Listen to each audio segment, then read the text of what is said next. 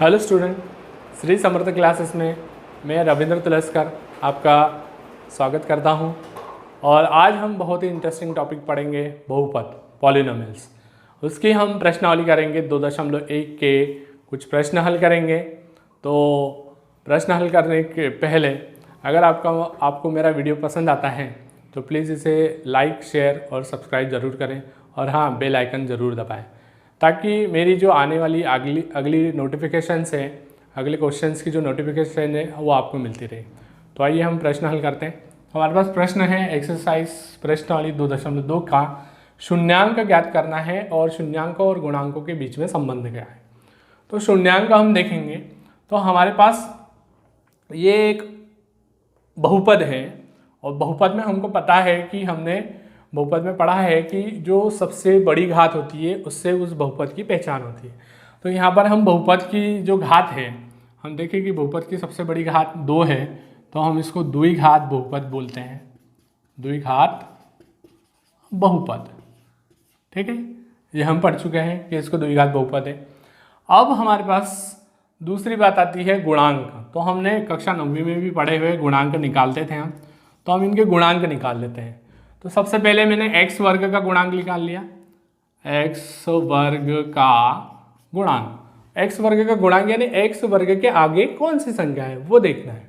तो मैंने देखा x वर्ग के आगे यहाँ पर मुझे कोई संख्या नहीं दिख रही है, इसका मतलब क्या है 1। हाँ, इसका गुणांक कितना हो गया 1। अब हम जाएंगे x के पास, तो x का गुणांक देखेंगे हम, भाई x का गुणांक क्या है। तो मैं x के पास गया, आया मैं x के पास, x के आगे मैंने संख्या देखी तो मुझे 2 दिख रही हैं, लेकिन वो संख्या के आगे क्या है वो भी देखना है। आगे यानी यहाँ नहीं, यहाँ, कि उसके आगे प्लस है, माइनस है, कौन सा चिन्ह है वो भी देखना पड़ेगा, उसको भी लेना है, उसके साथ उसका गुणांक बनाना है। तो मैंने देखा कि उसके आगे ऋण है, तो ये क्या, ऋण 2। ठीक है, हमें ये 2 गुणांक की आवश्यकता है, इसलिए हमने निकाल लिया। अब फिर से हम हमारा बहुपद ले लेते हैं और अब हम इसको हल करेंगे, यानी अब इसके शून्यांक ज्ञात करेंगे। तो हमको शून्यांक कैसे ज्ञात करना है, ये बीच वाली संख्या है और आखिरी वाली संख्या है। सबसे पहले आगे देखो कि आगे कोई संख्या है या नहीं है। x वर्ग के आगे अगर कोई संख्या होती है तो उसका गुणा हम पीछे कर देते हैं। अभी हमारे पास x वर्ग के आगे कौन सी संख्या नहीं है, इसका मतलब क्या है 1 है, इसका गुणा हम पीछे करेंगे। तो हमने 1 का गुणा पीछे किया, 8 एकम 8, यह आया हमारे पास 8। यहाँ पर कोई भी संख्या हो इसी तरीके से करना है। अब हमें ये जो बीच वाली संख्या है इसको ऐसी 2 संख्याओं में तोड़ेंगे कि उसको जोड़ने या घटाने पर यही संख्या वापस आ जाए, और उन दोनों का अगर हम गुणा करते हैं तो वो पीछे वाली संख्या आ जाए। ठीक है, तो 8 आना चाहिए और 2 आना चाहिए। तो मैंने देखा कि अगर मैं लिख देता हूँ 4 ऋण 2, क्या लिखा मैंने 4 माइनस 2, तो 4 में से 2 माइनस करूँगा तो 2 आ जाएगा, और 4 और 2 का गुणा करूँगा तो वापस कितना आ जाएगा 8 आ जाएगा। ठीक है, तो इस संख्या को हम ले सकते हैं, यहाँ पर लेना है 8, ले लिया हमने। अब x का गुणा करेंगे, x वर्ग ऋण का 4 में गुणा हो जाएगा, ऋण 4, x का 4 में हो गया 4x, फिर ऋण का ऋण में हो गया धन, 2 का x में हो गया 2x, ऋण 8 को क्या लिखेंगे हम, 8 को हम लिखेंगे, यहाँ हमने 2 को लिखा 4 ऋण 2, और यहाँ हम 8 को लिखेंगे 4 गुणा 2। ये भी तो बना है, क्योंकि 2 चीज़ें आ रही है। एक, इसको अपन कौन सी 2 संख्याओं को घटाए या जोड़े कि ये संख्या आ जाए, और उन्हीं 2 संख्याओं का गुणा करे तो आखिरी वाली संख्या आ जाए। तो इसलिए हमने लिखा यहाँ 4 ऋण 2 लिखा है, तो यहाँ 4 गुणा 2 भी लिखना आवश्यक है। अब हमारे पास 2 भाग बन जा रहे हैं, 2 की जोड़ी बना ली हमने, दोनों में देख लिया, हमको कॉमन निकालना है, उभयनिष्ठ जो एक जैसा है, दोनों के पास होना चाहिए। तो मैंने देखा है, इसके पास गया, इसके पास है x है, ठीक है, और इसके पास भी क्या है x है, तो मैंने भैया वो x निकाल लो। ठीक है, ये x बाहर निकाल लिया। यहाँ पर x की घात 2 है, यानी x की घात 2, x गुणा x, तो एक x निकाल लिया है, तो एक x बच गया है, ये लिख दिया।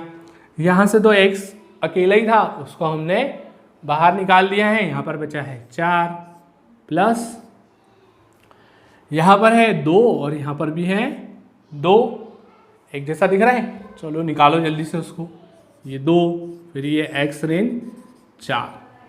अब हमारे पास x ऋण 4 और x ऋण 4 एक दिख रहा है, इसको भी बाहर निकाल लिया, x ऋण 4 और दूसरे कोष्टक में x धन 2।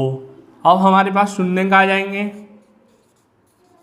शून्य क्या हो जाएंगे हमारे पास, x ऋण 4 बराबर एक शून्य ले लेते हैं और x धन 2 बराबर दूसरा शून्य ले लेते हैं।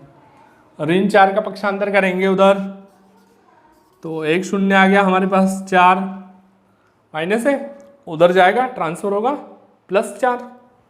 इधर भी ऐसे ही करेंगे, यहाँ पर +2 है, इसका पक्षांतर करेंगे उधर भेजेंगे, पक्षांतर करेंगे तो उसका चिन्ह बदल जाएगा, तो कितना हो जाएगा, वो प्लस है उधर जाएगा तो माइनस। अब 2 शून्य हमारे पास आ गए हैं। अब शून्यांक और गुणांक दोनों में जो संबंध है उसकी जांच करेंगे हम। तो उसकी जांच किस तरीके से करेंगे, हमारे पास 2 शून्यांक है, पहले हम निकालेंगे शून्यांकों का योगफल। ठीक है, तो आइए हम निकालते हैं, क्या निकाल रहे हैं हम,